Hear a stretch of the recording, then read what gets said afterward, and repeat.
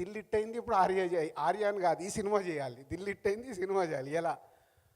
So అట్లా ఒక Scorpio అలా ముందుకు వెళ్ళిపోయి ఆగి టింగ్ టింగ్ టింగ్ టింగ్ ఒక బాడీ లాంగ్వేజ్ వస్తుంది ఇద్దరం అక్కడ నిలబడుతుంటే, దగ్గరకు వస్తే బన్నీ. సో అప్పుడు బన్నీ అప్పటి అలా ఉండేదంటే ఫ్రేమ్లు ఎంటర్ అయితే డార్లింగ్ అని అరిచేసేవాడు. ఆ ఫ్రేమ్ అవుట్ అయిన తర్వాత కూడా ఆ డార్లింగ్ వినిపిస్తూ ఉండేది. ఎందుకంటే అరుస్తూనే ఉండేవాడు అన్నమాట ఎక్కడి వరకు, అంత ఎనర్జీ అప్పట్లో. అంటే ఇట్స్ గ్రేట్ మూమెంట్స్. అలా రాగానే సుక్కునే బాడీ లాంగ్వేజ్ అంతేంది, నీ క్యారెక్టర్ లాగా ఉందని బన్నీ లోపలికి వెళ్ళిపోయాడు. అబద్ధాలు చెప్పొద్దు, నిజాలు మాట్లాడుకుందాం. నిజమే, నిజం కాదు, నిజాలు మాట్లాడుతాం నిజాలే. ఓకేనా? అసలు ఇంకా నేను చూసి అప్పుడు హీరో పేరు నచికేత్ అనమాట, దానికి ఒక కథ ఉంది నచికేత్ అని పేరు పెట్టడానికి.